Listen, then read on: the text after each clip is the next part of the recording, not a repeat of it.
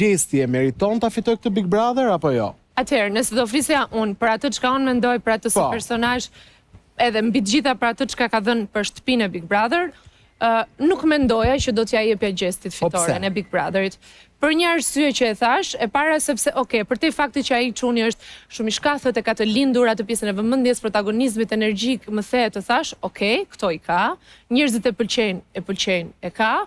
Mua nuk më jep asnjë lloj peshe si personazh. Në sensin që çfarë peshe kërkon të japi gjesti kur Big Brotheri, kur Big Brotheri në thelb, Ronaldo që të më kundërpërgjigjesh për të gjitha argumentet për çfarë do përgjigjesh. Ka argëtimin dhe mesazhet e bukura që gjesti ka dhënë që Zhaku i përmendi. Po mesazhe të tjera, se un kam dhe disa mesazhe të tjera që mund të kem marrë. Besoj që gjesti është diskriminues dhe bullizues, kur gjesti rri gjatë ditës kohës me fjalë roz.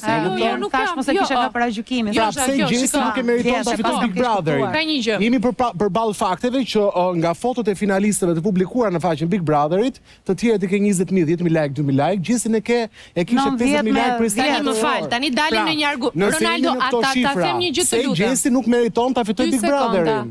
Jo çdo gjë që është fenomenale. Çfarë ka bërë Rozana dhe Lajeti kur kanë qenë 24 vjeç? Atë ta ja përgjigjen Ronaldo.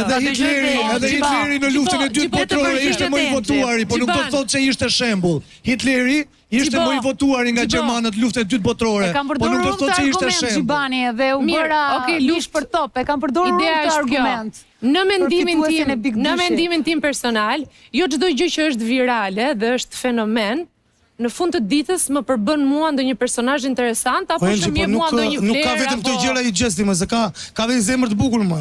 Se thash, ka dhe një sy për fëmijë ose me gjestin kemi komunikuar edhe marrëdhënie njerëzore. Cili është prit? Unë kam fshirë bluzën me këpucë gjestit dhe gjesti më ka ardhur ka futur cigaret në xhep. Po më fal. Pra kemi pasur marrëdhënie të çuditshme, por ai thellë në shpirt. Dua të rria pak në linjën e Enxhit, të lutem Gert. Lutem, kam shumë të rëndësishme. Jo, dhe unë kam shumë të rëndësishme Gert. Pozitiv të asaj shtëpisë, më vazhdim. Gerti, mua e di çfarë më Gert. Është i mirë më pëlqen shumë që ti këtu e shikon anën pozitive të njerëzit e brenda shtëpisë ishe. Do të thënë në shtëpi si nuk pe një anë pozitive dhe këta që ke aty nëpër karrige ama. Për kë? Do të thënë në shtëpi ishe negativ. Tash ta përfundoj argumentin. Perfekt, ajo është gjë shumë e mirë. Tani më bëj një pyetje dhe do përgjigjem për të kishe të dëgjojmë Enxhin që të përgjigjet sepse nuk e pretendoj dhe më tej të flasim për disa këndvështrime të tjera, të lutem Gert, po Enxhi. Pra nuk po heqim anë njerëzore apo të mira. Do t'ja themi dhe do t'ja prekim. Çdo njeri ka të dy anët e medaljes. Mu bëj një pyetje nëse është fitues dhe unë opinionin tim thashë jo. Dhe arsyeja është kjo, sepse në fund të ditës më duket thjesht ai personazhi fëminor me shumë energji që si shteron kurrë, ka një durim të tmerrshëm që shumë për ju se kishit fare, por nuk më përcjell asgjë. Pra ka bërë ngacmime fëmijësh. Këta janë nxitur ndonjëherë kot. Nuk e di me çfarë ka luajtur. Ka përdorur eglin, do me thënë për lojën e tij. E zurin një moment si pre, edhe hajde tani e shfrytëzojmë të situatën që të marrim ekstra vëmendje. Ka shkuar atëherë Jacqueline.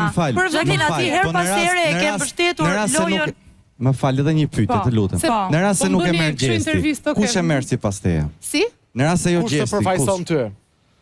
Shiko, ndoshta aty brenda nuk është thjesht një personazh, po them, në shijen time dhe në atë çka un jam që të them, ky është me të gjitha, por do preferoja nëse do ta merrte Laerti ose Rozana për një arsye të thjesht që për mua kam mendimin tim që do të thotë jo domosdoshmërisht ti duhet bish dakord me mua apo unë me ty. Kjo është ta pranojmë këtë gjë që të vazhdojmë diskutimin. Unë s'kam se të bie dakord as kur flasim Gert të kemi mikrofonin që të dëgjohemi, për ndryshe është pa nevojshme. Unë mendoj që luftën nuk mund ta fitojë ai që rri në front të tretë apo të katërt. Luftën meritojnë ta fitojnë ato që luftojnë Enxhi nga Sofi. Po mirë, më dhe ata kanë luftuar në formën e tyre. Mirë, Jacqueline, dëgjojmë pak edhe Jacqueline. Është shumë e rëndësishme, hejti vetëm pak.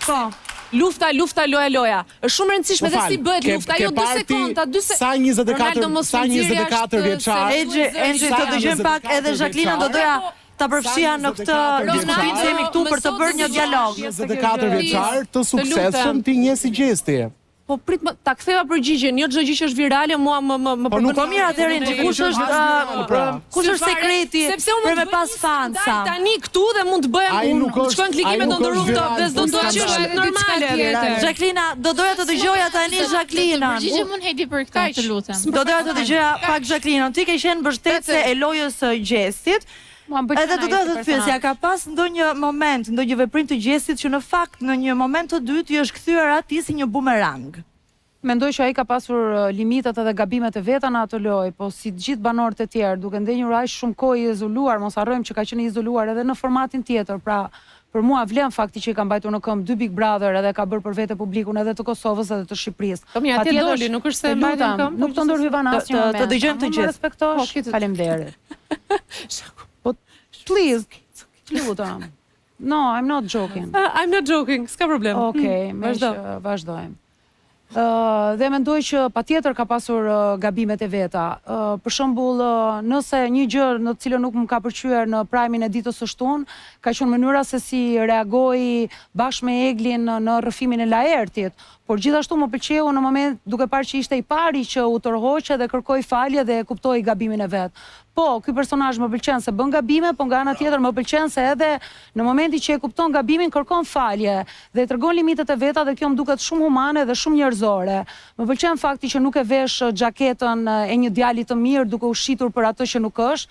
Më pëlqen fakti që ka treguar për të kaluarën e vet të errët dhe vazhdimisht përsërit limitet e veta, kufit e vet, gabimet e veta. Kjo është për tu vlerësuar dhe për tu duartrokitur sepse kjo e bën më njerëzor. Një arsye tjetër pse Gjesi më pëlqen është fakti që në krahasim me të gjithë fituesit e tjerë, ai është i vetmi që i përket gjeneratës Z. Gjenerata Z është produkti ynë. Janë produkti i 40 vjeçarëve të sotëm. Kështu që kjo është ajo gjenerata e cila është e rrëmbyer nga globalizimi, e cila mendon që edukimi është një gjë sekondare apo terciare. Që është gabim. Është një gjenerate e cila që është gabim i madh. Dhe kur themi këtë gjë me zë të lartë është gabim i madh, Zhaku, dhe ty s'mendon se lejohet ta thuash të gjën që arsimi është vetëm me kënaqëri që nuk jam shkolluar dhe ti imponon të mendimet të tjerët, nuk është mendimin e saj se të lutem, jo të gjithë bashkë, ju lutem, sepse është pa mikrofon. Dëgjohet gjithsesi. Dita ngrej zërin, por po zgjedh mos ta ngrej zërin dhe mos i ndërhyj. Ajo kush? Ju lutem, a mund të tregoni pak respekt? Faleminderit, të lutem. Dhe mendoj që kësaj gjenerate të re, e cila është e zhytur në këto probleme sociale, ekonomike, politike, i duhet dhënë një dorë, i duhet dhënë një shpresë.